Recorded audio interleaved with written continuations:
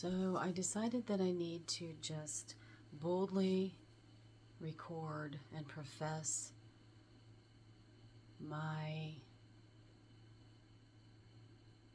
love for myself and my recognition that all of the horrible things that my narc is saying about me during this smear campaign, that I'm denouncing that I'm going to take control of my emotions, and that I'm going to stand strong against it, and that I'm not going to let his vile words tear me down anymore. He can think what he wants about me. He can think I'm old. He can think I'm ugly. He can think I'm fat. He can think I'm saggy. He can think all the things he wants to think. I no longer will allow those things to absorb. I feel like I need to stand up and say this, and I feel that anyone that is in a similar position that's going through a smear campaign at the end of the relationship needs to do the same. I feel like, I don't know, you come into this part of the war totally exhausted. I'm already totally exhausted.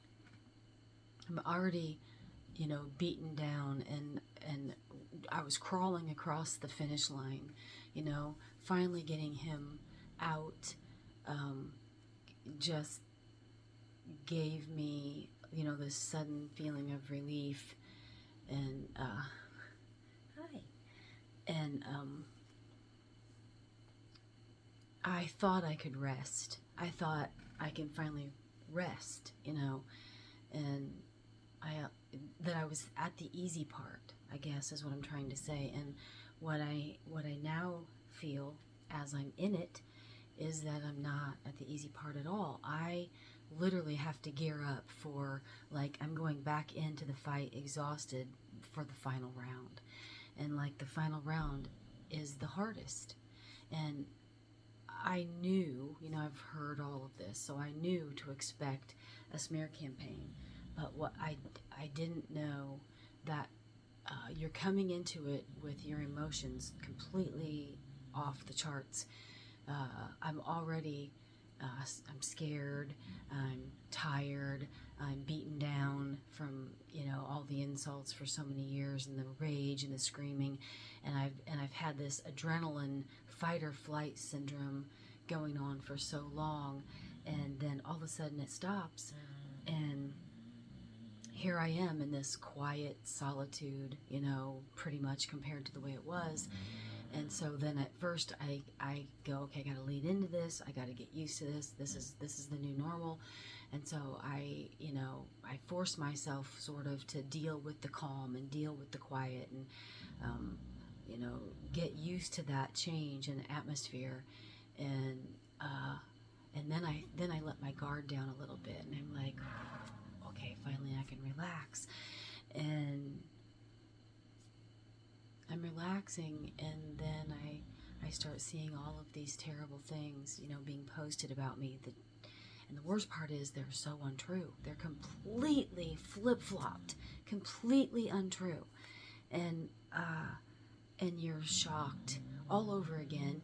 And then, you think, okay, I can handle this, but then when you start hearing all of the insults again, not that you haven't heard them for years, but all of a sudden it somehow all of a sudden starts to get under your skin again, where I had toughened up when I was in that tough environment, and I could not let my guard down, because at any given moment he would fly off into a rage, and so I always had to be ready, and I was more prepared to handle that. But now that I'm in the quiet phase, it's almost like, the quiet before the storm. It's, like that dead silence before, thunder cracks. It's like that. It's this, And then you're just waiting and you're waiting. And then once it hits, you realize, oh my God, I have to pull myself together and I have to get ready for the hardest part of this battle. I literally thought I had already gone through the hardest part of the battle. I survived. And now here I am facing the hardest part of the battle. And although I thought I was prepared, I really wasn't prepared. I wasn't prepared for all the emotions. I wasn't prepared for, the raw emotions that I would feel all over again. And also, I'm having a hard time. He said so many negative things about me, everything from head to toe, every way he could cut me down, my looks, my accomplishments, every single thing. I have a master's degree in accounting. I have multiple successful businesses. I work. I'm very smart about things like that. I'm just good at that. I thought I sang good. I like to sing. It makes me feel good. Those are just things that don't even have anything to do with looks. That he, never recognized. He couldn't recognize any of it. And so, I mean, it's such a struggle that all of a sudden he's saying all these things, and I thought I was strong, and I thought that I could counteract it, or that I could, withstand it, I guess is the word I want to say. And now I'm finding out that maybe I'm weaker than I thought I was. I don't know why it's bothering me so much, but the past 2 days I have really struggled. He said some terrible things about me. I'm 58 years old. I am going to be 59 years old April 3rd. Today's March 21st. So in a handful of days, I will be 59. Well, in his book, I've been 60 plus years old for, the last 5 years. And in his slant on things, that's a bad thing. It's bad to be old. It's bad to be old to him, because that's how he presents it to me. He could have someone younger and someone with a better body and all this, all this stuff. And I thought I was just so tough. When I was in it, I had to be just so tough against him. But now that I'm trying to lean into the quiet, I'm feeling more vulnerable, I guess, because, the quiet, soft me that I was before him maybe is still in there somewhere, and maybe is coming back, and that person, isn't feeling strong enough to handle the insults. My logical brain tells me, it doesn't matter what he says. I don't believe it to be true in my heart. I don't believe those things about myself. But then also I think to myself, and who cares? So what if I'm old? So what if I'm ugly? So what if I'm any of the things so what if I'm a cheat? So what if I'm a homewrecker that you say I am, or anything like that? What if? Do I not still deserve a place here on earth, or a little piece of happiness? Because he says I'm these things, he also says I deserve nothing. I deserve nothing. And I know all that is not true. But, some days, here recently, just the past few days, I am reminding myself of how I felt when he and I first got together, and when I first experienced this as the trusting, open, loving, kind-hearted, giving, empathetic person that I was back in 2013, overweight as I was, or whatever he wanted to say about me, but that naive person, that's how I'm starting to feel again. I don't know if that's just part of the process of coming back to myself in the midst of this chaos. I'm sure it would be a better experience if I wasn't in the midst of this onslaught of, constant whatever, and the threat of, publicly posting stuff he keeps saying. I don't know if that's what it is or not, but I felt like I needed to just say out to myself and to anyone that would listen that I'm I'm not willing to accept his version of me. I get to choose who I am and who I want to be and what I stand for and what I believe in and what kind of person I am. And I've always known myself to be a kind person, and I've never had a problem with getting along with anyone ever like this at all. And so I'm going to just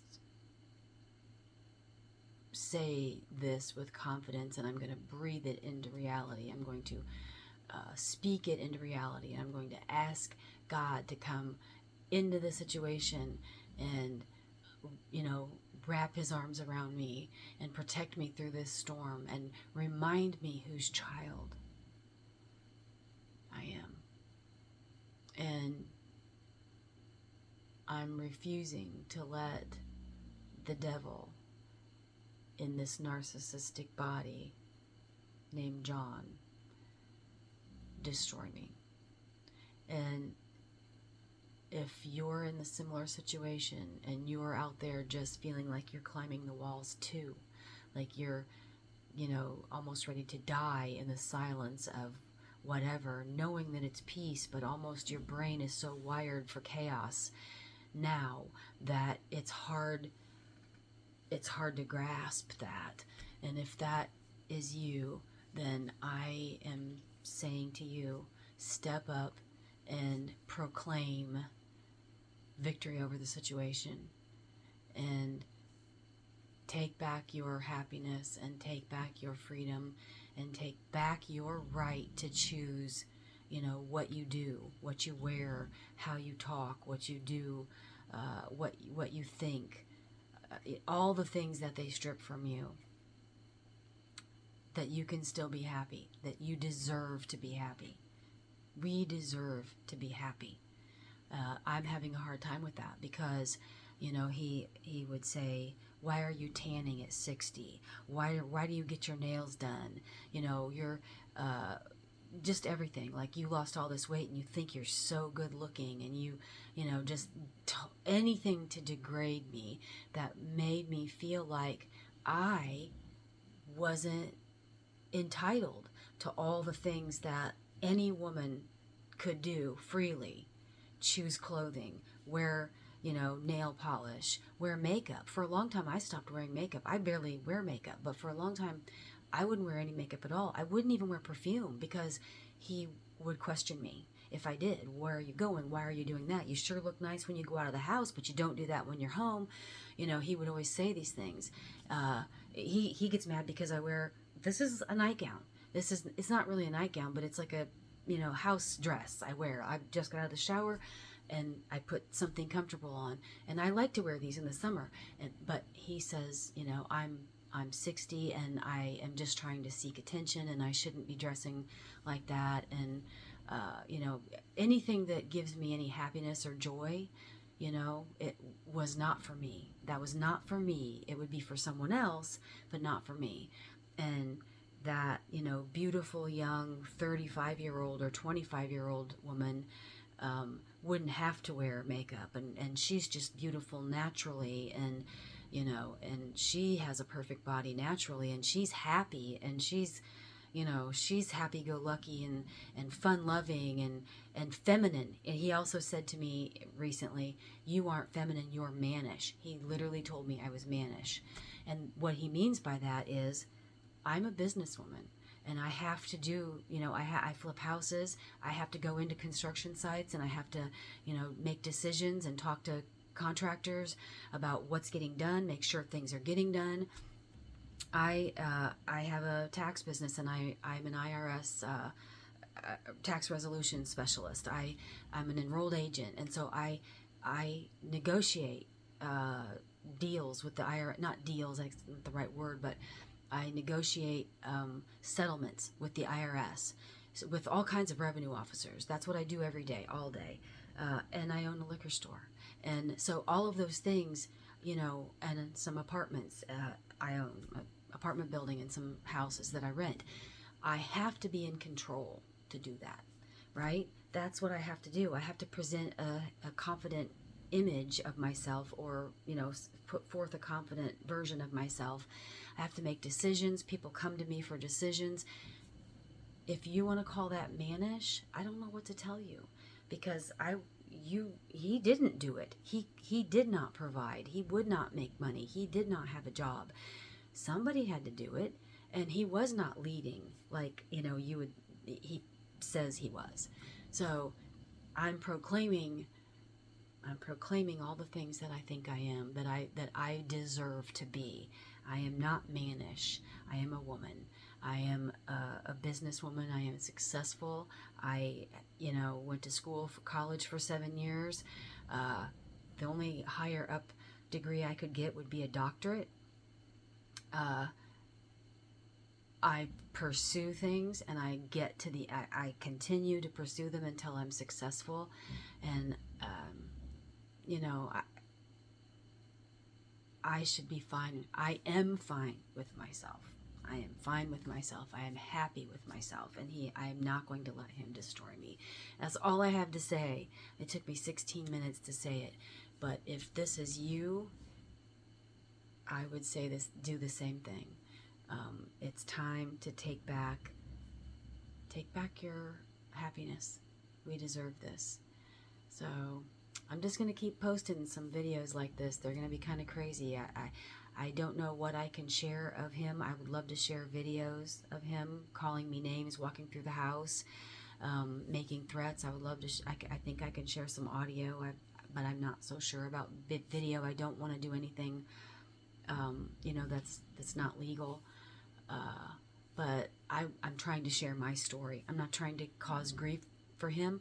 I'm trying to share my story so that, you know, someone else could identify with where I'm at right now. I started it when I was in it.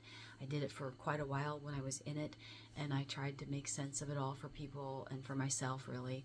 And now that I'm in the end stage in the smear campaign, I'm gonna try to do the same thing.